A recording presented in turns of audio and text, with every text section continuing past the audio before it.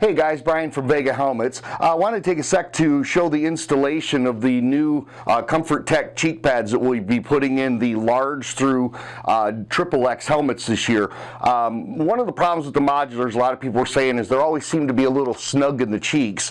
So we are putting in the box an extra set of cheek pads for a little more comfort, a little bit more room. And I just want to take a quick second to show you how to put them in. Super easy. Basically just take the helmet and unsnap the cheek pads. There are 4 snaps to get to it, and then just slide it out. 1, 2, 3, and then 1 in the back, 4, and then slide it out. To install the cheek pad is very easy. First, you want to insert through the strap. Okay. You'll see that there is this flap here. What that does is that tucks up inside of the shell.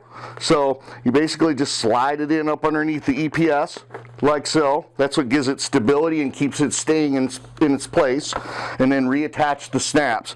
Again, there's 1 in the back, 1 up here in the front, and then 2 up in the cheek area right here. And you got it done.